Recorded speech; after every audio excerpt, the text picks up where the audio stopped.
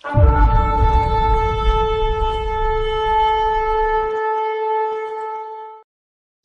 हम लोग प्रेरितों की पुस्तक में एक्ट्स चैप्टर 4 वर्स 32। और विश्वास करने वालों की मंडली एक चित्त और एक मन की थी कि कोई भी अपनी संपत्ति अपनी नहीं कहलाता था, परंतु सब कुछ साझे का था। और प्रेरित बड़े सामर्थ्य से प्रभु के जी उठने की गवाही देते और उन सब पर बड़ा अनुग्रह था। और उनमें से कोई भी दरिद्र न था, क्योंकि जिनके पास भूमि या घर थे वे उनको बेच बेच कर बिकी हुई वस्तुओं का दाम लाते और प्रेरितों के पांव में रख देते, और जिसे आवश्यकता होती उसके अनुसार हर एक को बांट दिया करते थे। और यूसुफ नामक एक सिप्राइस का लेवी था, जिसका नाम प्रेरितों में बरनाबस अर्थात शांति का पुत्र रखा था। उसकी कुछ भूमि थी जिसे उसने बेचा और दाम के रुपये लाकर प्रेरितों के पांव में रख दिया। अब 5वें अध्याय की पहली पंक्ति से चालू करते हैं। यहां लिखा है हनाया नाम का एक मनुष्य था, लेकिन ये वर्ड ऐसा नहीं है। अगर मैं ESV चालू करूं, बट ये कहानी चालू होती बट लेकिन से, जो हिंदी में इसमें नहीं है। मैं देखता हूं, क्योंकि जब आप स्टोरी को पढ़ते हैं 5वें अध्याय की पहली पंक्ति, ये कंटिन्यूएशन है पिछले चैप्टर का। कि पिछले चैप्टर में क्या था कि हर जन, ऐसी प्रेम था प्रभु का, ऐसी उपस्थिति थी कि हर जन अपने जो प्रॉपर्टी बेच के पैसा प्रेरितों के चरणों में रख रहा है। उसमें बरनाबस का एक एग्जाम्पल दिया गया कि बरनाबस ऐसा किया। लेकिन यहां ये चालू होती पंक्ति लेकिन से, जो हिंदी ट्रांसलेशन में नहीं, मैं इंग्लिश में दिखाऊं, बट आपके हिंदी बाइबल में नहीं है, तो आप इसको पढ़ेंगे तो लेकिन पढ़ेंगे। लेकिन हनाया नाम का एक व्यक्ति और उसकी पत्नी सफीरा ने मिलकर अपनी संपत्ति का एक हिस्सा बेच दिया और अपने पत्नी की जानकारी में उसमें से कुछ धन बचा लिया और कुछ धन प्रेरित के चरणों में रख दिया। और इस पर पतरस ने कहा, तो हे हनन्या, शैतान को तूने अपने मन में ये बात क्यों डालने दी कि तूने पवित्र आत्मा से झूठ बोला और धरती को बेचने के मिले धन में से थोड़ा बचा कर रख लिया। उसे बेचने से पहले क्या वह तेरा नहीं था? और जब तूने उसे बेच दिया तो वह धन क्या तेरा ही अधिकार में नहीं था? तूने इस बात को क्यों सोचा? तूने मनुष्यों से नहीं, परमेश्वर से झूठ बोला है। हनन्याह ने जब ये शब्द सुने तो वह पछाड़ खाकर गिर पड़ा और दम तोड़ दिया। जिस किसी ने भी इस विषय में सुना, उस पर गहरा भय छा गया। फिर जवान लोगों ने उठकर उसे कफन में लपेटा और बाहर ले जाकर गाड़ दिया। कोई 3 घंटे बाद जो कुछ घटा था उससे अनजान उसकी पत्नी भीतर आई। पतरस ने उससे कहा, बता, तूने तेरे खेत क्या इतने में ही बेचे थे? और उसने कहा, हाँ, इतने में ही। पतरस ने कहा, तुम दोनों प्रभु की आत्मा की परीक्षा लेने को सहमत क्यों हुए? देख, तेरे पति को दफनाने वाले के पैर दरवाजे तक आ पहुंचे हैं और वे तुझे भी उठा ले जाएंगे। तब वह उसके चरणों में गिर पड़ी और मर गई। फिर युवक लोग भीतर आए और उसे मरा पाकर उसे उठा ले गए और उसके पति के साथ ही उसको दफना दिया। सो समूची कलीसिया और जिस किसी ने भी इन बातों को सुना, उन पर गंभीर भय छा गया। हालेलुया। तूने शैतान को ये बात अपने अंदर क्यों डालने दी? तूने शैतान को ये बात अपने अंदर क्यों डालने दी? इसका मतलब शैतान लोगों के मन में बात डालता है, और अगर हम उस बात को एक्सेप्ट कर ले तो हम शैतान से एग्री कर जाते हैं। इसका मतलब है कि ये पाप करने से पहले उनके मन में ये पाप डाला गया, उन्होंने इस पाप को स्वीकार किया। दोनों पति पत्नी ने साझा रूप से परमेश्वर की परीक्षा लेने का मन बनाया। अब देखिए, जब आप लेकिन लिख के पढ़ेंगे फर्क पड़ जाता है ना। लेकिन तो आप समझेंगे कि पिछली स्टोरी का कंटिन्यूएशन है कि पिछली स्टोरी में चर्च में एक रिवाइवल था। अब रिवाइवल का बहुत बड़ा पार्ट गिविंग से है। जब भी परमेश्वर हमारे दिलों को छूते, हमारी गिविंग चेंज हो जाती। कितने लोगों ने ऐसा देखा है? तो इसलिए मैं बोलता हूं, चर्च का थर्मामीटर ऑफरिंग बॉक्स में, ऑफरिंग बॉक्स में थर्मामीटर डालो, मालूम चलेगा चर्च कितना गर्म है। जब भी परमेश्वर लोगों के मनों में काम करते हैं, उनकी गिविंग डिफरेंट हो जाती है, और ये गिविंग भी स्वर्ग खोल देती है। जैसे अभी एक टाइट के विषय में जैसे लिखा रहता है कि जब तू अपना दशमांश लाएगा तो क्या करेंगे प्रभु? स्वर्ग के झरोखे खोल देंगे। स्वर्ग खुला मतलब क्या है? Open heavens. जब भी परमेश्वर का काम लोगों के मनों में होता है, चर्च में गिविंग का तरीका चेंज हो जाता है। यहां लोग सेल्फलेस होके, इसका मतलब नहीं जिस घर में वो लोग रह रहे उसको बेच दिए। इसका मतलब है कि जिनके पास एक्स्ट्रा प्रॉपर्टीज थी, वो बेच के आके प्रेरितों के चरणों में पैसा डालने लग गए, और फिर जिनकी जरूरतें थी उनको बांटा जाने लगा, खाने के रूप में, किसी भी रूप में। अब यहां ये स्टोरी हर जनरेशन की वार्निंग के लिए दी है। और आज जब हम लोग इस स्टोरी को सुन रहे, हम लोग को समझना है परमेश्वर की क्या प्रोटेक्शन है उसके चर्च पे। इस स्टोरी को प्रोटेक्शन की तरह देखना है कि परमेश्वर कैसे अपने चर्च को दुष्टों से बचाना चाहते हैं। यहां दो स्टोरी का कॉन्ट्रास्ट है। बरनाबस एक व्यक्ति जो स्वयं को नकार रहा है, सेल्फ डिनायल में चल रहा है, अपनी प्रॉपर्टी बेचता है। और बरनाबस भी एक अपोस्टल था। परमेश्वर पौल और बरनाबस को अलग करते हैं अन्य जातियों की सेवा के लिए, प्रेरित 13 में। तो यहां ये लेवी था जिसका नाम, जिसको बरनाबस था, मतलब शांति का पुत्र। ये अपनी प्रॉपर्टी आके बेचता है और उसका पैसा प्रेरितों के चरणों में रख देता है। लेकिन उन गेहूं के बीच में एक जंगली फसल भी थी। ये स्टोरी गेहूं और जंगली फसल की है। ये स्टोरी है कि परमेश्वर को टेस्ट नहीं करना चाहिए। ये स्टोरी की गलती हो जाती है, विलफुल सिनिंग नहीं होनी चाहिए। ये स्टोरी ये बात समझाने के लिए हर चीज हर जगह नहीं चलती। कोई बोलेगा मेरे साथ हर चीज हर जगह नहीं चलती। बदमाश बाहर अच्छे चलते, घर में अंदर नहीं चलते। आप जिस जगह पे हैं उस जगह का अगर आप नहीं समझेंगे तो आप ऐसी गलतियां करेंगे जो आपके लिए अच्छी नहीं है। हालेलुया। तो हम लोग हमेशा ग्रेस के बारे में सोचते हैं। वो परमेश्वर जो बचाता है, वो परमेश्वर जो ग्रेस देते हैं, वो परमेश्वर जो यीशु मसीह के द्वारा सबको बुलाना चाहते हैं।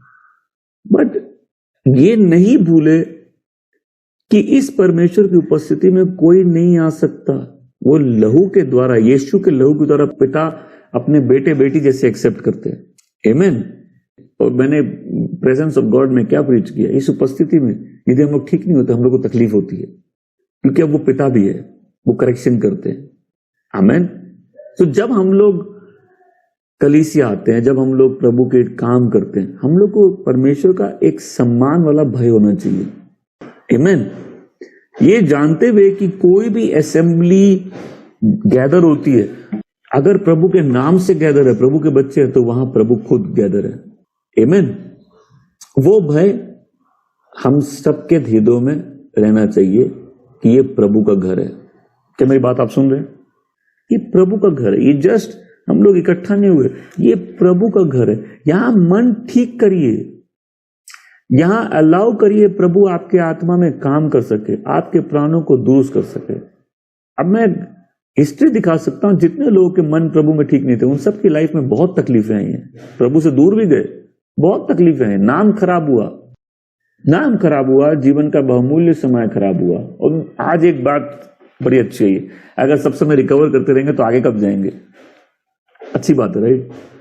सब समय घटी को ही ठीक कर रहे हैं तो हम लोग आगे कब बढ़ रहे हैं? और हम लोग की थीम क्या है? हमेशा ऊपर और हमेशा आगे। आमेन। सो ये स्टोरी खाली डर वाली स्टोरी नहीं है, ये चर्च के लिए बहुत एनकरेजमेंट की स्टोरी है कि प्रभु खुद चर्च को प्रोटेक्ट करते हैं। आमेन। कि परमेश्वर की प्रेजेंस चर्च में। और फिर ये स्टोरी हर जनरेशन के लिए एक वार्निंग है कि जहां जब आदमी सोया तो उसका दुश्मन आके जंगली बीज बो देता है। ये झूठे विश्वासी और सच्चे विश्वासियों की कहानी है। ये पाखंडी और असली विश्वासी की कहानी है।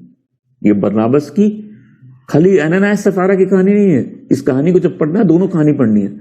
ये बरनाबस और इस पति पत्नी की कहानी है। सब प्रॉपर्टी बेच रहे थे, और प्रॉपर्टी बेच के जो पूरा धन है चेलों के चरणों में रख लेते। अब एक बार कोई उस समय के रिवाइवल को समझे कि वो कैसा रिवाइवल था। वो ऐसा रिवाइवल था कि हजारों लोग सेव्ड हो रहे हैं, माइटी मिरेकल्स हो रहे हैं, लोग हजारों की तादाद में बैप्टिज्म ले रहे हैं। तो उस चर्च ग्रोथ को समझ सकते हैं। अब उसके बाद चर्च में फाइनेंसेस भी फ्लो कर रहे हैं, सोल्स, और हम लोग उस सीजन में आ रहे हैं जहां सोल्स और फाइनेंस दोनों के हार्वेस्ट प्रभु दे रहे हैं। ये वो सीजन में चर्च है, चल रहा है, अद्भुत मिरेकल्स में चल रहा है। इसमें एक कपल्स होते हैं, एक पति पत्नी, जब सब अपनी प्रॉपर्टी बेच के पैसा दे रहे हैं, ये अपनी प्रॉपर्टी बेचते हैं और उसका एक पोर्शन अपने पास रख लेते हैं।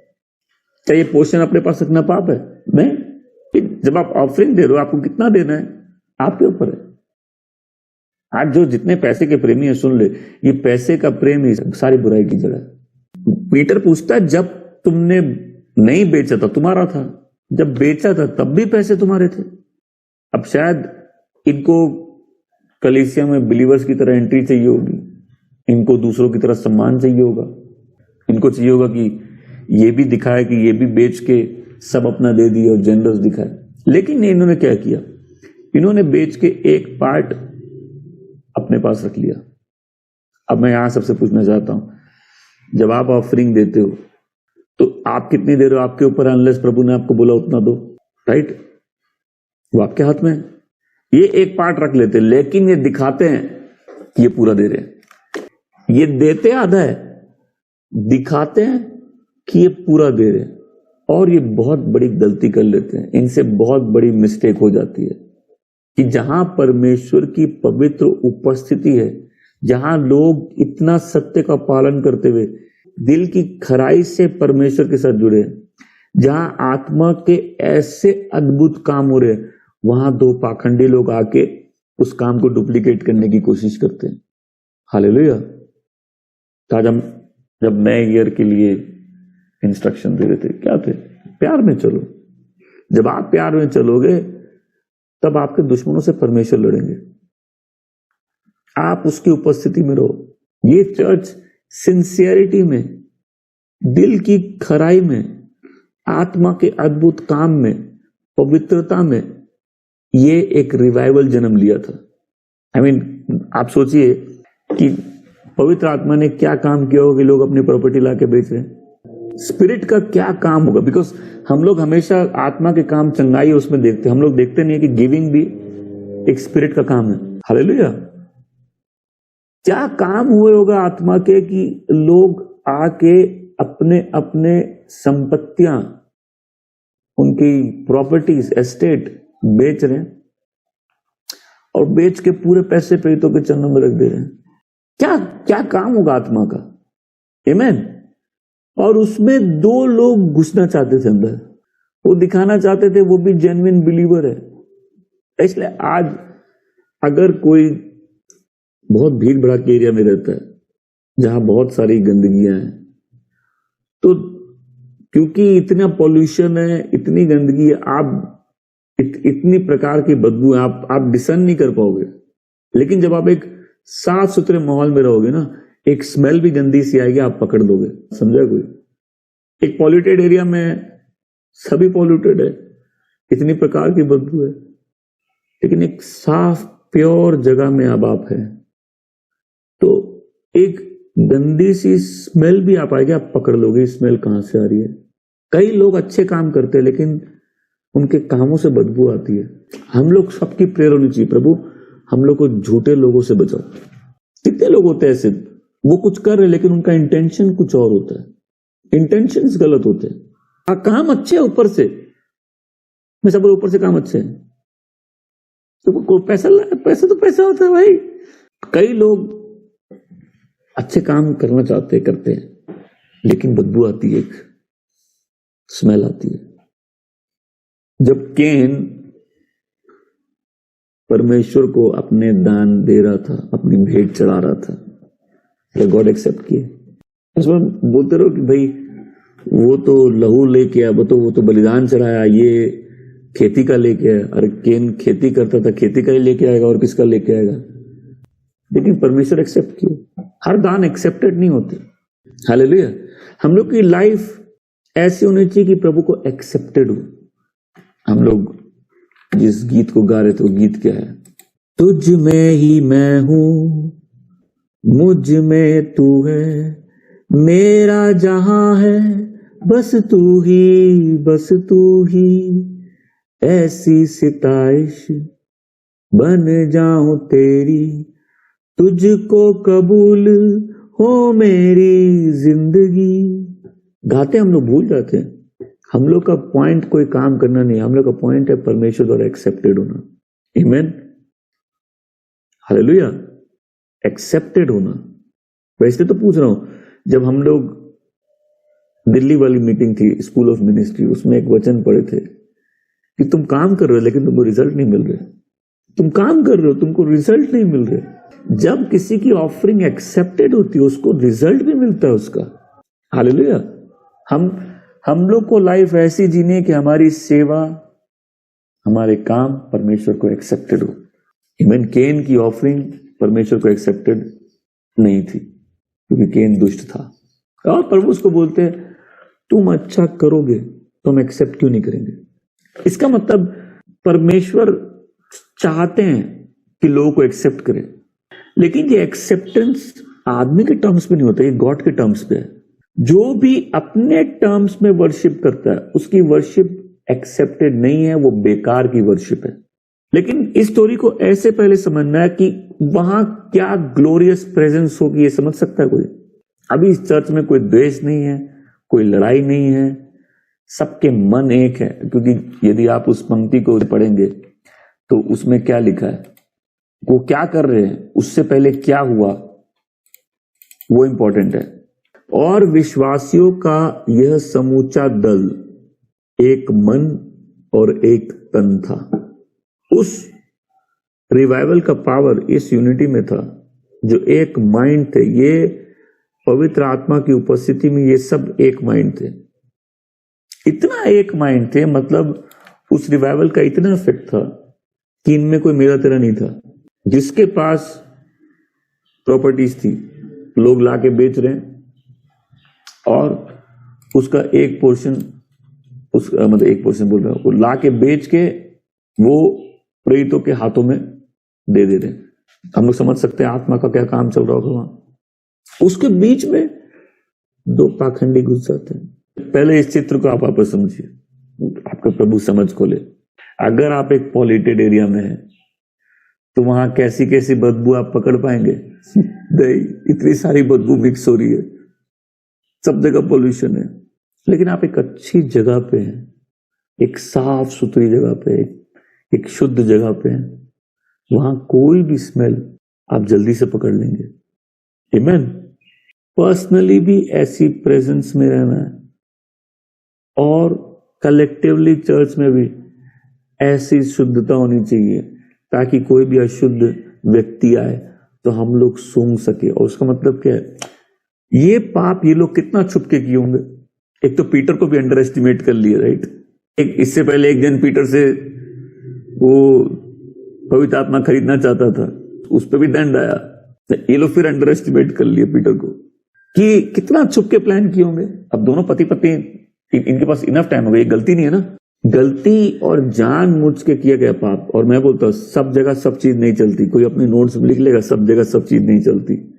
इसका एक एग्जांपल दिया ना मैंने कि एक आदमी बहुत घमंडी होगा ना, परमेश्वर उसको अलाउ कर देंगे प्रभु के किसी जन को छूने के लिए, तो एक बार उसको लगेगा कि भाई हम इतने ताकतवर है कि देखो हम क्या कर सकते हैं। लेकिन यही उसकी सबसे बड़ी मिस्टेक हो जाती है। हर चीज हर जगह काम नहीं करती। आमेन। पहले तो एक प्रभु के बच्चों के रूप में ये कॉन्फिडेंस होना चाहिए कि हम प्रभु के हैं, और समझना चाहिए कि अगर हम उस उपस्थिति में, डिसर्नमेंट क्या है, परख क्या है। पहले तो ये जो उसको परख मिली है तो सीधा वर्ड ऑफ नॉलेज उसको मिला है, ओके। बट परख क्या होती है? पहले परख सही और गलत में फर्क नहीं होता। परख होता है जब आपको सही मालूम होता है, आप गलत पकड़ लेते हो। परख सही और गलत में फर्क नहीं है, फर्क हमको नहीं करना। परख होती है जब सही की पहचान होती है, गलत पकड़ लेते हैं। जिसको भी परख में बढ़ना है उसको सही क्या मालूम होना चाहिए, सही के साथ उसका रिश्ता होना चाहिए। उस सही के ज्ञान में जब वो बढ़ता है, वो गलत को परख लेता है। आपको शिक्षाएं मिल रही हैं, अब आप जब दूसरे विश्वासियों को देखते हैं, आप कुछ फर्क देखते हैं? ये परख है ना, ये सही और गलत में फर्क नहीं है, ये सही की पहचान के बाद गलत क्या ये समझ में आता है। हालेलुया। इसका मतलब ये नहीं कि हम दूसरों का न्याय करते, नहीं।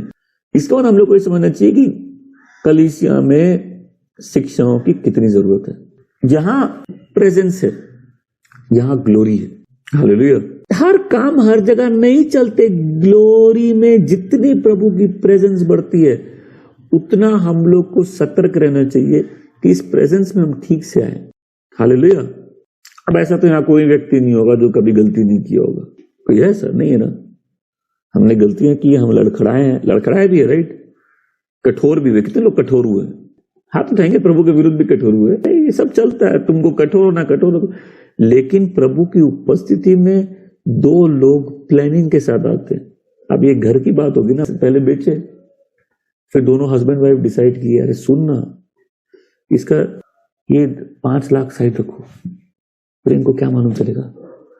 बोले सब सोचेंगे कि हम लोग भी पूरा दिए, और तुम देखो वो रिस्पेक्ट जो बरनाबस को मिलता हम लोग को भी मिलेगा।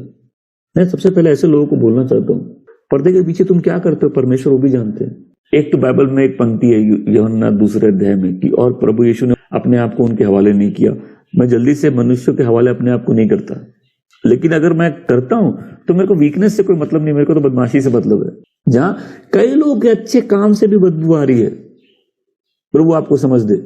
कई लोग ऊपर से अच्छा कर रहे हैं, अंदर से उनके पीछे की बातें कोई सुन ले बेहोश हो जाए। इस फेलोशिप का ऑब्जेक्टिव क्या है?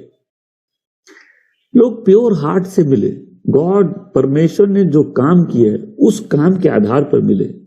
उस फेलोशिप में जब कोई गलत व्यक्ति आता है, वो अपनी बदबू ले आता है, वो अपने हरकतों से उस प्रेजेंस को, मतलब उस जगह को डिफाइल कर देता है, गंदा कर देता है। चर्च ऐसी जगह नहीं है। हालेलुया। बात परफेक्शन की नहीं है। ये सब चालू होता, चर्च बनता कैसे? जब परमेश्वर किसी को नया जन्म देते हैं। आमीन। उस नए जन्म के कारण उस व्यक्ति का मन बदल जाता है। उसके एक्शन अभी परफेक्ट नहीं हुए, उसकी सारी सोच अभी बदली नहीं है, बट जब शैतान उसके मन में कुछ डाल रहा होगा, पवित्र आत्मा की आवाज बहुत जोर होगी उसके मन में, मत कर। इसलिए मैं बोलता हूं ना, विश्वासियों का स्ट्रगल चलता है, स्ट्रगल कोई प्रॉब्लम नहीं है। जैसे जोशुआ के साथ अचानक काम करता है, ये काम वैसे ही कर रहे थे। अब देखिए, इसलिए कम होने से डरना नहीं चाहिए। उन लोगों में कैसी एकता है, मन की एकता, कैसी प्रभु की उपस्थिति, किस ढंग से प्रभु के साथ है, वो बहुत इंपॉर्टेंट मैटर करता है चर्च में। हालेलुया।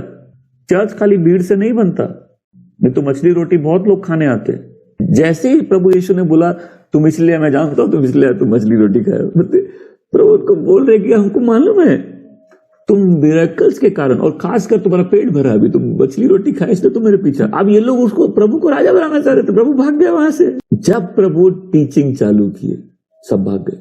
वो 5000 का चर्च वापस 12 पे आ गया, और प्रभु बोल रहे तुम भी छोड़ के चले जाओगे। फिर पतरस जो बड़ा मुंह वाला, वो क्या बोलता है, ये 11 छोड़ दे, मैं आपको नहीं छोड़ूंगा, और दुम दबा के भागता है। बट ये पतरस जब आते हैं, ट्रांसफॉर्म मैन है, आत्मा से भरा हुआ व्यक्ति है। आमीन। इसकी ट्रेनिंग कंप्लीट हुई, ये ब्रेक हुआ, ये ऊपरी कक्ष में गया। कैसे गया? जैसे अब ऑप्शन और कोई नहीं है, आत्मा से भरकर जिए बिना कोई ऑप्शन नहीं है, कोई सेवा नहीं है, कोई विश्वासी जीवन नहीं है। आमीन। बिकॉज इसका लीडरशिप टैलेंट, इसको क्या मालूम है इसके अंदर कितना जुनून है, सब फेल हो गया। ये वहां से भागा, और जब 3 बार डिनाई किया, प्रभु वहां खड़े थे।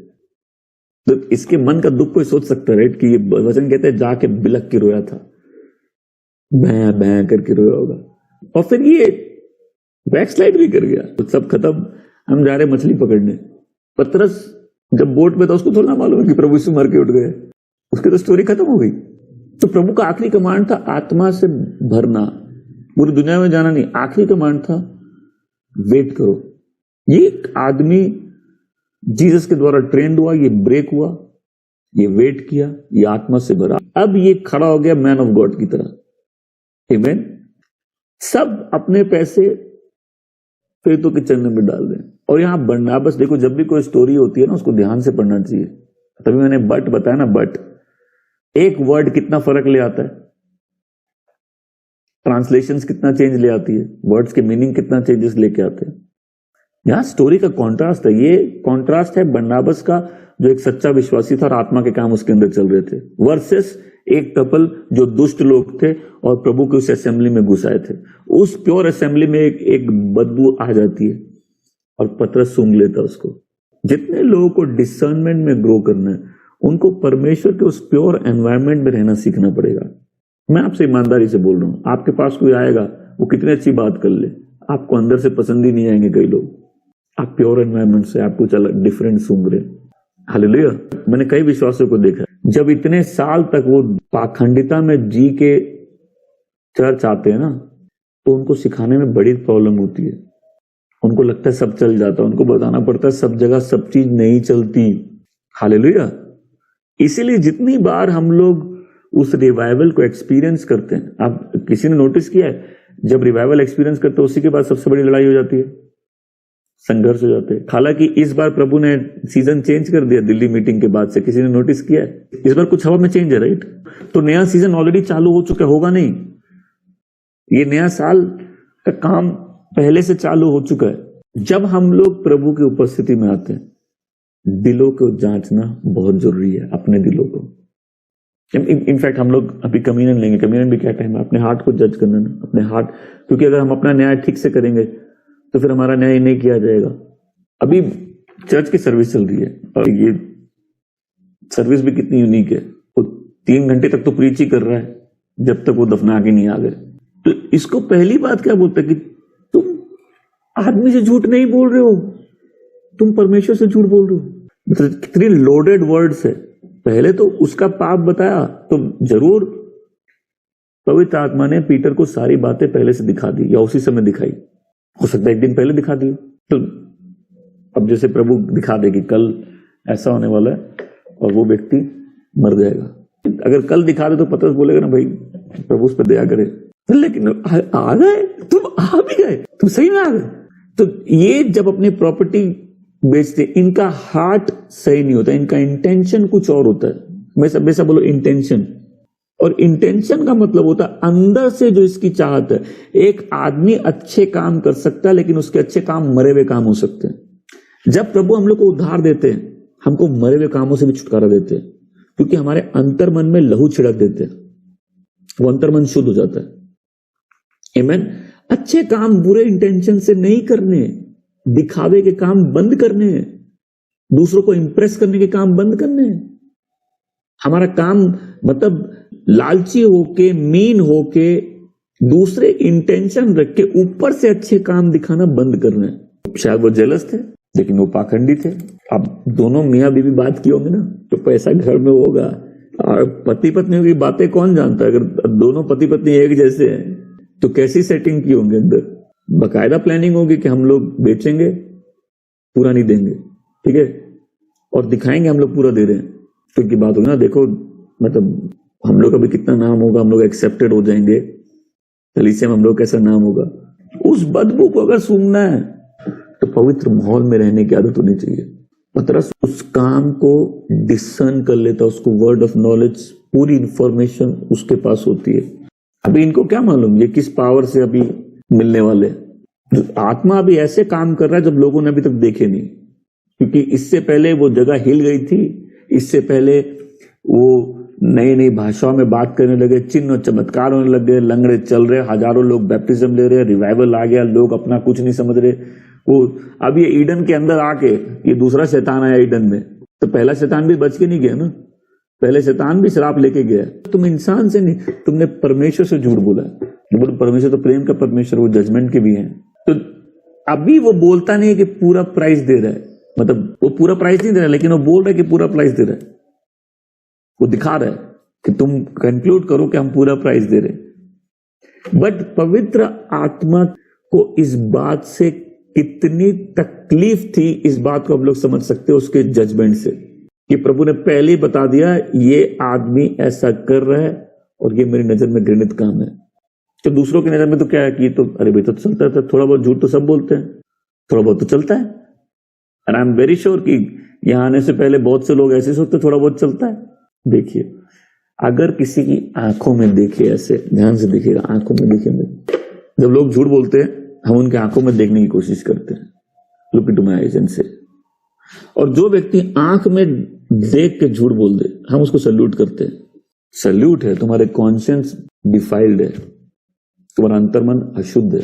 अब बड़ाई नहीं कर रहा, हम अविश्वासी भी जब थे हमसे झूठ नहीं बोला, हमको हंसी आ जाती थी। जो व्यक्ति आंखों में देख के कन्फ्रंट करने के बाद झूठ बोले उसका अंतर्मन कितना अशुद्ध हो सकता है कि उसके मन में कोई परमेश्वर का भय नहीं है। इनके कॉन्फिडेंस भी समझिए, बड़े कॉन्फिडेंस आए होंगे ना दोनों चर्च में, इनफैक्ट एक एक करके आए थे। हो सकता था इस समय तक पैसे दे दिए लोगों ने, इस समय तक ऑलरेडी पैसे दे दिए। अब वो पहले एनएनआईएस है तो कई लोग बोलेंगे बेटा हार्मलेस बात है, छोटी सी बात है। हर चीज, आज के नोट्स में एक ही लाइन है, हर चीज हर जगह नहीं चलती। ये पवित्र आत्मा के विरुद्ध पाप था। इससे हम लोग कुछ कंक्लूजन तो ड्रॉ कर सकते हैं कि परमेश्वर अपनी असेंबली को पवित्र रखना चाहते हैं। आमीन। परमेश्वर कलीसिया को पवित्र रखना चाहते हैं। परमेश्वर उस माहौल को, अपने कामों को, आत्मा के कामों को खराब नहीं करने देना चाहते। प्रभु यीशु की नजर अपने कलीसिया पे है। हर काम हर जगह नहीं चलते। इनको लोगों का रिस्पेक्ट चाहिए था, इनका वो डिजायर था, या ये दो झूठे विश्वासी थे, चर्च में पार्ट बनना चाहते थे। अब जब पतरस बोलता है इसको कि तूने पवित्र आत्मा के विरुद्ध पाप किया है, झूठ बोला है, तो अभी चर्च में डेथ सेंटेंस चल रही है। ये चर्च के अंदर का सीन है, प्रीचिंग चल रही है, फिनिश। और उसकी पत्नी को बताए बिना उसको दफना दिए। अभी उसकी पत्नी को कुछ मालूम नहीं है क्योंकि ये सर्विस 3 घंटे तक चल रही है। उसकी पत्नी 3 घंटे बाद आती है, तब तक प्रीचिंग चल रही होगी, तब तक सर्विस चल रही होगी। तो पतरस उसको आते खबर भी नहीं देता कि तुम्हारा पति मर गया। उसको एक मौका देता है, बोलो बताओ इस दाम में ये बेचा था? बोली हाँ इसी दाम पे बेचा था। बोलो तुम्हारा पति गया है, अब तुम जाओगी। तब उसको बताता है, क्योंकि अगर पहले बताता और डर जाती, तो प्लीज मेरी बात समझना, अगर पहले बताता और डर जाती, डरती, डर के बोलती प्लीज मेरे को माफ करो, उसी का आइडिया था, मेरे हमसे गलती हो गई, बोलती। लेकिन उसको कोई खबर नहीं दिया कि तुम्हारा पति, मतलब देखो प्रोटोकॉल समझो, आमतौर पर ऐसा होता पत्नी को पहले बताया जाता भाई, लेकिन जरूर उसके इंस्ट्रक्शन का पार्ट होगा ना, इसका भी जजमेंट जरूरी है, दोनों उसमें हिस्सा थे। तो इसको नहीं बताया कि उसका पति मर गया, उससे पूछा, उसको मौका दिया ना, इतने दाम में बेचे? हाँ इसी दाम में बेचे थे। बोले ठीक है, अभी भी आपका पति की है, अब आपकी बारी है। उसी समय वो वहां मर जाती है। मैं तो ये बोल रहा ना, अगर ये कहीं और होता तो लोग क्या बोलते, लोग चर्च में कैसे मरे, पास्टर ने मार दिया, ये हार्ट अटैक से मर गए। एक टेरर समझिए जो लोगों के बीच में होगा, ये जानते हुए कि डेंजरस जगह है। ये टेस्टिमनी एक बार हम लेके आए हैं, हम उस क्रूसेड के विषय में बताते हैं जो बंगाल में हुई थी। तो उसके वो डिलीवरेंस पहले वीडियोस में डला हुआ था और पब्लिक में चला था डिलीवरेंस, कि एक छोटी लड़की होती है 15-16 साल की, वो उस गांव में देवी होती है। तो अगल बगल के गांव से लोग उसको देखने आते हैं, उसकी पूजा करने आते हैं, उसका अपना मंदिर होता है। हम लोग की क्रूसेड ग्राउंड में चल रही थी, वो अपनी जो उसकी हेल्पर्स होती है उसके साथ क्रूसेड में आ गई। अब क्रूसेड में आ गई, प्रीचिंग चालू नहीं, अभी वर्शिप चल रही थी। अब किसी ने देखा वो गाना, यीशु मसीह वाला जो गाना, तेरे जैसा है कोई नहीं, उसी वही सीन है वो। तो जब बोला कितने लोगों को चंगाई चाहिए, छुटकारा चाहिए, समय हाथ उठाओ। अब मैंने जैसे प्रेयर की, ये सब मैनिफेस्ट कर गई, कि ऐसा मैनिफेस्ट की कि उसके बाद प्रीचिंग चालू करने में देरी करनी पड़ी, मेरे को स्टेज से उतरना पड़ा, इतना कोलाहल मच गया। जब क्रूसेड खत्म हो गई, हम वहां से आ गए, हमको पूरी स्टोरी मालूम चली कि ये लड़की देवी थी और इसकी देवी इसको छोड़ के भाग गई उस क्रूसेड में, फिर ये किसी आदमी के साथ भाग गई। अब जब गांव वाले ये देखे तो जो हमारा एडमिनिस्ट्रेटर है वो क्या खबर दिया, बोला वो बोल रहे थे क्रिश्चियन लोग देखने में बहुत वो लगते हैं लेकिन बहुत डेंजरस लोग हैं लोग, उनकी देवी भाग गई। हम लोग की क्रूसेड जिसमें पुजारन अपना जीवन दिए प्रभु को, एक मंदिर की पुजारन है, पुजारन। तो उस समय चर्च की क्या टेस्टिमनी होगी, क्या फियर होगा लोगों को कि इस असेंबली में कोई गलत रीति से नहीं जाए, राइट। जब मंदिर में कोई पवित्र स्थान में जाएगा, गलत उससे मर जाएगा ना, जो बुलाया नहीं गया। वही टेस्टिमनी चर्च में आ गई। ये बरीड हुआ बिना उसको बताए, वो आती है उसको बिना बताया कि तुम्हारा पति गया, पूछते, उसे कंफर्म करता है, इसी प्राइस में बेचे थे, तुम्हारे पास कोई कंपल्शन नहीं था अपनी प्रॉपर्टी बेचने का, लेकिन तुमने। और कितनी पावरफुल लाइन है यहाँ। पीटर समझा रहा है कि दो लोग शैतान के साथ संधि कर लेते हैं, मतलब शैतान मन में बात डालता और एक्सेप्ट कर लेते हैं, राइट। और परमेश्वर के घर में परमेश्वर को टेस्ट कर रहे हैं, गलत जगह है ना। ऐसा बोलो सब जगह से बात नहीं चलती। आमीन। प्रभु अपने चर्च को प्रोटेक्ट करते हैं। ये सबसे पहला लेसन हम लोग को सीखना है। आमीन। हम लोग की प्रोटेक्शन गॉड खुद है। हालेलुया। क्योंकि उस असेंबली में सिर्फ पवित्र आत्मा को मालूम है कि ये आदमी क्या कर रहा है। और हम लोग न्याय देखते हैं, ठीक है, कि उन पे न्याय हुआ, लेकिन ये न्याय दया का काम है। दुष्टों का न्याय संतों के लिए दया का काम है। आमीन। फिर से कोई समझ रहा है? दुष्टों का न्याय, अब जैसे कोई दुष्ट है, उसको कोई मार दिया तो कौन दुखी होगा? है हमारे गांव में जब डाकू लोग तंग करते रहते, कोई अगर उनके बीच में उठ के, वो तो मसीहा हो जाता हो, तो वो तुमने हमको इस न्याय से डिलीवर किया। सो कई बार जजमेंट का काम मर्सी का काम बन जाता है। आमीन। कि अगर वो चर्च वहां डिफाइल हो जाता, झूठे विश्वासी वहां घुस जाते। और मालूम है कई बार जब आग बाहर से नहीं बुझाई जा सकती, शैतान के दूत कलीसिया में घुस के अंदर से आग को बंद कर देते हैं। ये शैतान का पुराना तरीका है कि झूठे लोग विश्वासी बन के आएंगे, और फर्स्ट चीज उनको क्या चाहिए? उनको चाहिए एक्सेप्टेंस, कि आप एक्सेप्ट करो वो वैसे विश्वासी हैं, वो बिल्कुल आपके जैसे करेंगे जैसे आप कर रहे हो। ये लोग प्रॉपर्टी भी बेच दिए थे, लेकिन पवित्र आत्मा ने पकड़ लिया। परमेश्वर जानते हैं उनको जो उनके है। हालेलुया। पौलुस बोलता है मैं उसको जानता हूं जिस पे मैंने विश्वास किया है, लेकिन परमेश्वर उसको जानते हैं जो उसके हैं। हालेलुया। प्रभु लोगों पे भय छा जाता है और लोग जल्दी से कलीसिया जुड़ना नहीं चाहते। लेकिन अब इस वर्ष को पढ़ो कैसे बाइबल में लिखा हुआ है। पहले 5वें अध्याय के 13वें पंक्ति पढ़ेंगे। 13वें में क्या लिखा था?